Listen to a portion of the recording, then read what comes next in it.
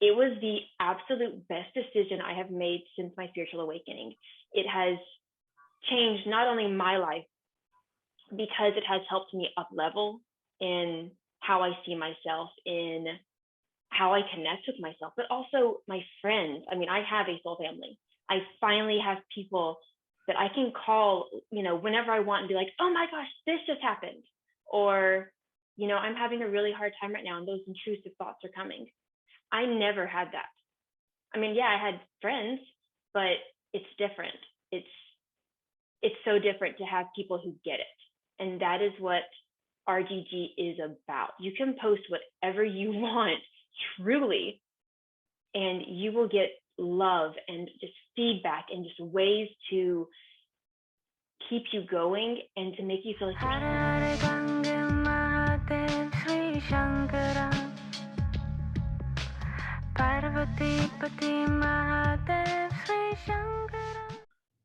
Welcome, Tara, to the Highest Self podcast. It's so great to have you here.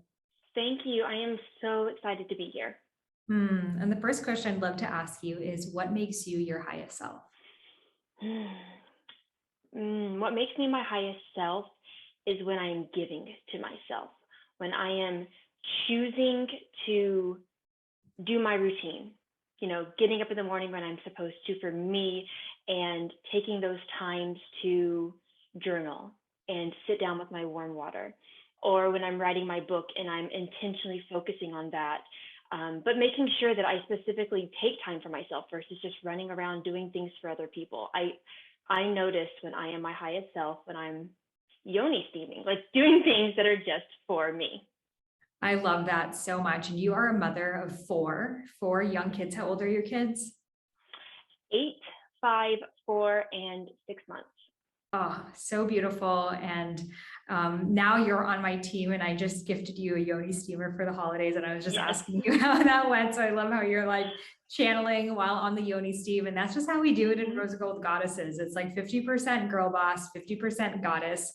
Like, why not be it all? And I feel like that's what a lot of people's misinterpretation is of divine feminine energy. They think it's like either super like soft and sensual and receptive. And it's like, yes, that's part of it. And the feminine is the mother. The feminine is the creatrix. The feminine is what has created all and birthed all things, all living things, all books, all creations. And what I love about your story so much is you came to Rose Gold Goddesses originally like 2 years ago as a member, and just watching how being part of this community shifted your life, from you writing a book that just came out, you launching a podcast with a fellow member that you met there, and now being the community manager of the whole community. So can you share a little bit about where you were when you joined? Oh, I was in a difficult place. My husband was deployed. I had my 3 boys, and I had just had a miscarriage and did not have time with my husband. He wasn't given that time to be with me because, oh, she's walking around, she's fine. Like, as a woman, who cares how she's feeling at this moment? And I decided, I found Rose Gold Goddesses, I think, from just something on Instagram. I don't even know where it was. It was just something that popped up into my awareness. And I was like, I am choosing to invest in myself. And at the time, we weren't quite sure financial wise of like, yes, yeah, because I haven't always committed to myself and stayed true to my dreams, and, stayed in like these kind of memberships for a long time. And I was like, I'm going to do this. It was the absolute best decision I have made since my spiritual awakening. It has changed not only my life, because it has helped me up level in how I see myself, in how I connect with myself, but also my friends. I mean, I have a soul family. I finally have people that I can call, whenever I want and be like, oh my gosh, this just happened. Or, I'm having a really hard time right now and those intrusive thoughts are coming. I never had that. I mean, yeah, I had friends, but it's different. It's so different to have people who get it. And that is what RGG is about. You can post whatever you want, truly, and you will get love and just feedback and just ways to keep you going and to make you feel like you're seen. That's what I love the most. And everything within my business, I would say about 95% of the people that I've met have helped me. I had someone within RGG actually design all the covers for my books, and I wouldn't have met her if I hadn't been in RGG. The amazing soul sister who I've co-founded the podcast with, the Weaving Magic podcast, is more than just my business partner. She is probably the closest thing to a sister as far as best friend, twin flame kind of thing. And we 1000% credit that to being in RGG, because we never would have met. She's in Illinois. How would I have met her if I hadn't have joined RGG and invested in myself? That is the beauty of taking that time and choosing yourself. Wow, that really means everything to hear, because you create something and you just hope that people will have these experiences, and to hear it reflected back of you met your best friend and your business partner, and it took you out of this dark place that you were in and supported you in writing your book and stepping into your dharma. It's so beautiful to hear that back. And you mentioned something that even when you joined, you came in with that commitment of, this isn't going to be another thing that I join and drop. And I feel like that's what a lot of people do in our society. We're very ADD as a collective, and we're like, oh, let me just join this thing. And then we never log in, we never show up. So what advice do you have for someone who's like, well, I'm afraid this is going to be another thing that I just sign up for. I don't do any of the workshops. I don't meet anyone. And it's just another thing on my credit card. What advice do you have for someone so that's not their experience? Because it's a choice, it's like you can choose that path 100%, but you can sign up for Harvard and not show up too. It's it's not about what you sign up for, it's about how you show up. So how are you, especially with now 4 kids and your husband being deployed, how are you able to really make that commitment to show up for yourself? I decided before even, making that payment, right? I decided I will put myself out there. It is terrifying. And honestly, for me, RGG wasn't super terrifying because I was just so excited. I was okay with putting myself out there. But I know for a lot of people, joining something like that, there's so many people you don't know in this amazing group. And you're like, I don't even want to comment. I don't even want to write a post. I would say step into that discomfort. And that's where the beauty is going to come of finding people. Just by writing one simple post, just start there.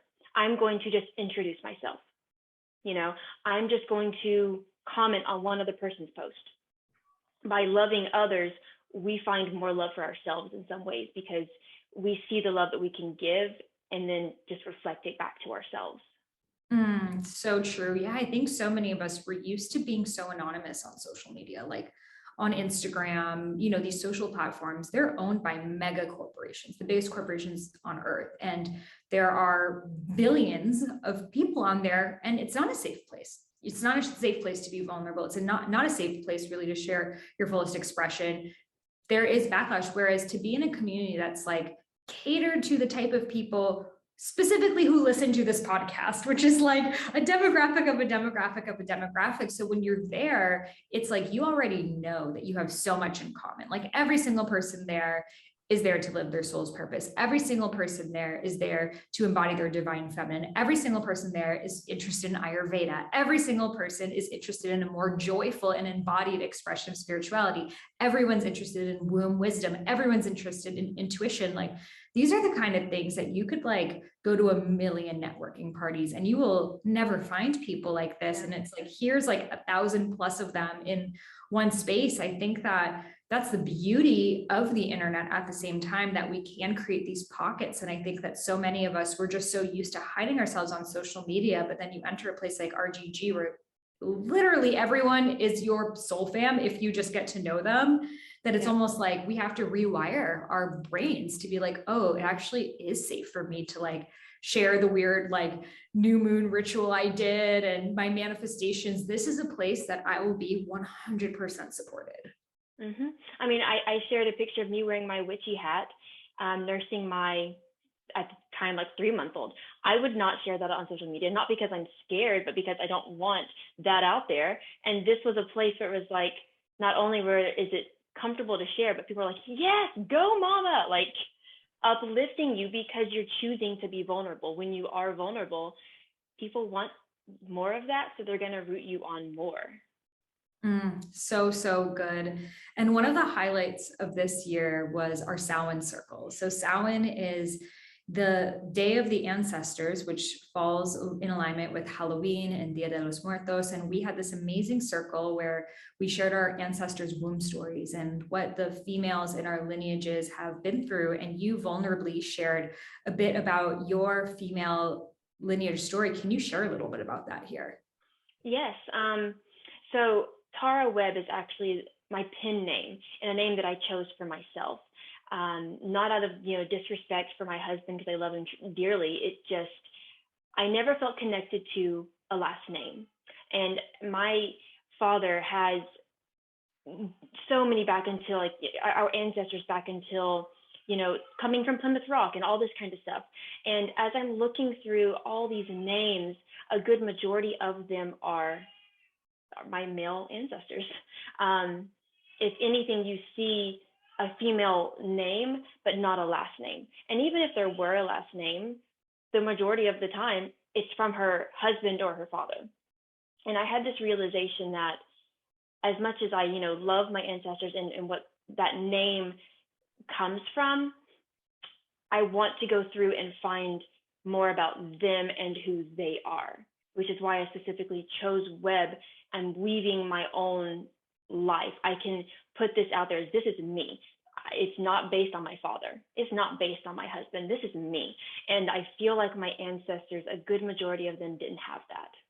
They didn't have the chance to say, this is me, right? This is what I'm putting out in the world, even if they did create something. My grandfather on my dad's side grew up in the Great Depression. And so my grandmother stayed home and worked the entire time. And then whenever her kids were grown, she finally went to work, but she still had to be back at home by a certain time to make sure the house was cleaned up and that there was food and that kind of thing. So even the freedom she did get was still very limited. She wasn't able to express herself fully. I don't have that issue. I am able to step in and basically be who I want to be, and it's celebrated. And I do it for those ancestors that didn't get the chance to. Yeah, it's so amazing to just look back at even our parents, our grandparents, and how far we've come just very recently, in terms of women being able to have the freedom and the choice and to not be shamed for either direction, whether it's focusing on your career, focusing on being a mother, and having it all and truly not feeling any guilt around that. And yes, you birth babies and you birth projects and you birth visions and your name matters. And yes, all of our last names are our father's names who are their father's names, and the women are completely just wiped out of all of these different textbooks, family trees. It's like our names don't really matter. So I loved how in Rose Gold Goddesses, so many members vulnerably shared their stories, whether it was overcoming abusive relationships or trauma, assaults, so many things that we women have held on to. And it felt so beautiful for us to just come together and hold each other and let those stories be heard and shared. And then to balance it out with what we're here to create today, because it's not just about them like being stuck in the past. It's, yes, this is my past and I honor that and it made me who I am. And from that place, here's what I'm going to create for all of the generations moving forward. And I love how really everyone in RGG is so committed to that. And it's such a beautiful place where we can share our deepest shadows and wounds and support each other in building that reality that we desire. And I think one of the most beautiful pieces of that circle was when we went in and had the breakout rooms and said those words to our sisters, I forgive you, I love you. I mean, that was so powerful to hear the feedback from, saying, I forgive you for whatever it was, right? And it didn't have to be that sister, but a sister wound in that sense. Healing all of the trauma that, we've had in some ways, just by being able to be real with the woman right there in front of you, and them holding that space and then being able to do it for themselves. That was some of the purest magic I think we've had in this past year. I can't wait to do that again this year. Yes, to use each other as reflections of the feminine and all the times that that sister wound. And we really dove into it in the circle about how during, the witch trials, women were pegged against each other because if another woman knew your name, that when she was being tortured, she could, call you out and say that you're a witch, which would lead to your demise. And like all of these ways that women have been pitted against each other and made to feel that it's not safe. A group of girls are going to make fun of me. They're going to gossip about me, and to really rewrite that story with a group of people who are also committed to rewriting it, because having fellow girlfriends, sister friends, queen friends is truly the most healing thing. And throughout history, women have needed that. We've needed to gather, whether we were weaving baskets around the campfire or picking berries off of the tree. It was when women gathered, that's when they shared their wisdom and their stories and what they've learned. And that's what helped them actually navigate so much potential chaos and dis-ease and even war by communicating with each other. And what we're really missing in this day and age is we're also isolated now 2 years. And even before that, I would say most of us didn't really have close female friendships. And I'm so excited for this year that we're having our in-person Rose Gold Goddesses weekend retreat again. So 2 years ago when RGG launched, we had launch parties in Miami, New York, LA, San Francisco, and now we are doing a weekend retreat in Miami, which is just for members. So I'm so excited for all of us to just like meet in person and listen to shamanic music and channel messages for each other and be part of like the biggest goddess circle that has ever happened. And, and just like have that time where, we're always chatting on the app, but to be able to also meet in person, it just, it creates a new level of connection.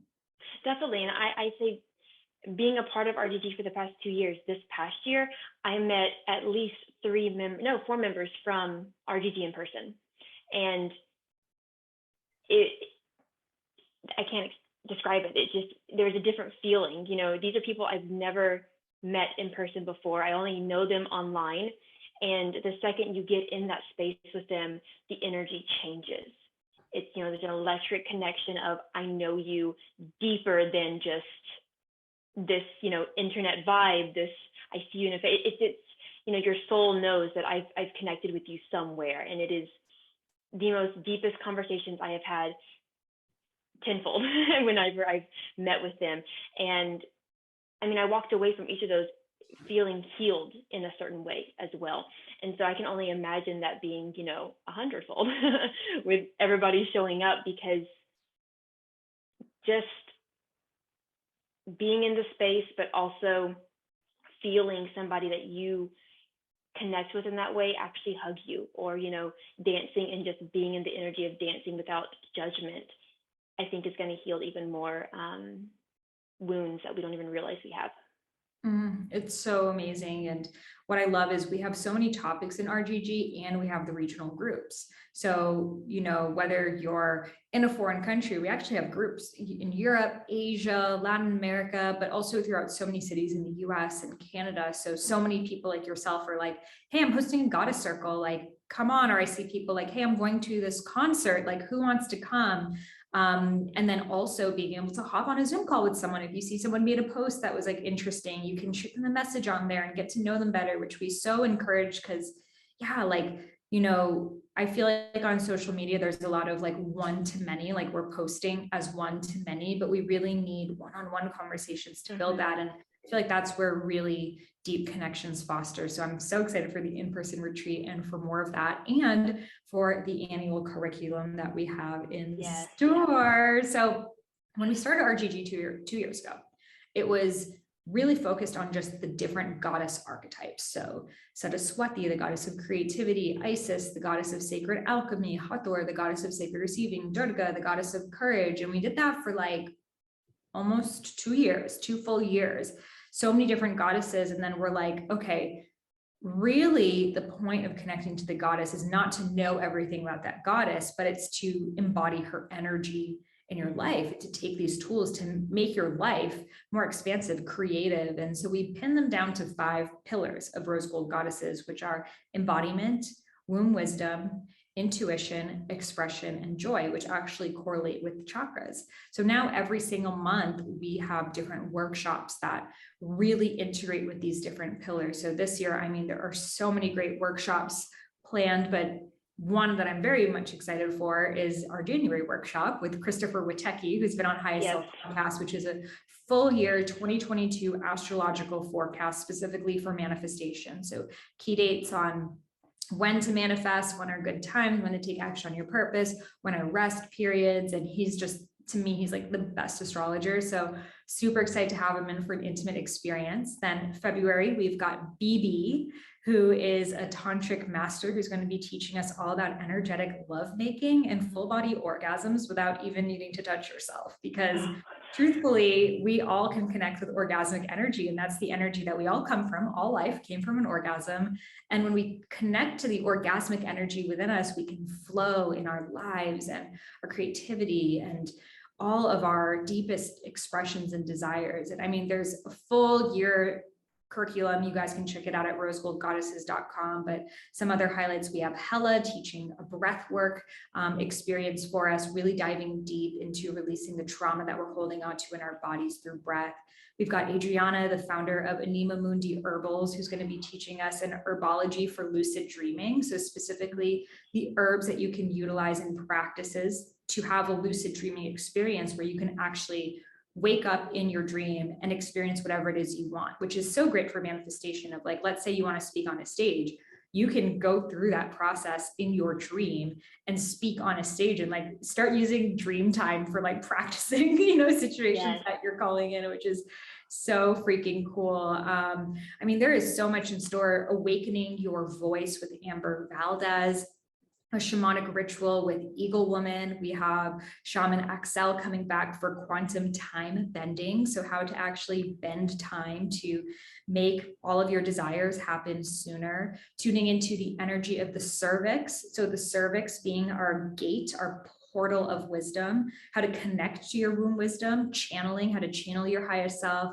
how to connect with your third eye energy and intuition and psychic gifts. I mean, it's truly a mystery school. Like, you're like, what's a mystery school? And it's just like, just read our curriculum and then you'll get it, because it's like the things that you wish you could learn, like the things that I wish I could sign up for university school, and it's like channeling and third eye wisdom and like womb awakening and energetic orgasms, like sign me up for that university, but it didn't exist, which is why I created it. And it's so cool because it's like Hogwarts, it's like you're in like divine feminine, like sensual, playful Hogwarts, and you get to really dive into the things that are important to you and matter to you. And those are just our monthly workshops, but we actually have 3 workshops a month. We have now you, Tara, you're going to be teaching us different Ayurvedic tools and practices. Can you share a little bit more about that?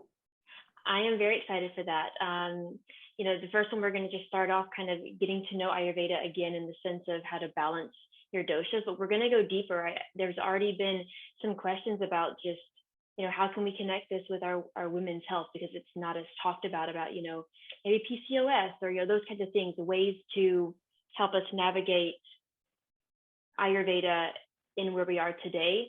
And I feel like a lot of the stuff within Rose Gold Goddesses, it makes me think of like Dr. Strange kind of magic because of the way it is, time bending and everything.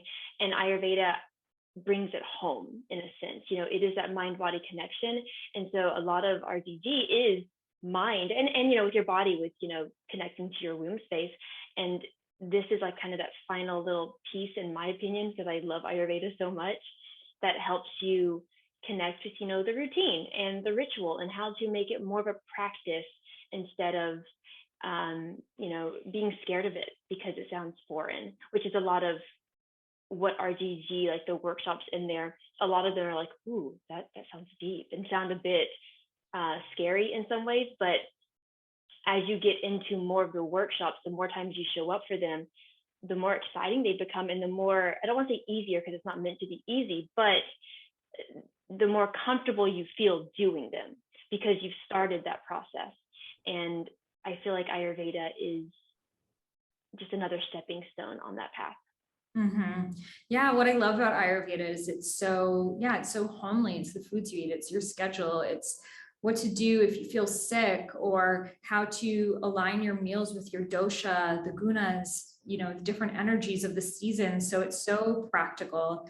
And there is so much feminine magic in that. And then we could take that a step further. Like, how do I now integrate my doshas into my dharma, into my soul's purpose? And then, you know, how do I integrate these mystical tools now in there? So we really create an experience that you can be super, super spiritually advanced, and like, we are going to be literally bending time, or you can be completely new. And maybe it's like your first year of your spiritual awakening, but you're just resonating with this podcast and this message, and you like would like to experience a real life version of it with people who listen to it, and being in the workshops and being in that field, coming to the event.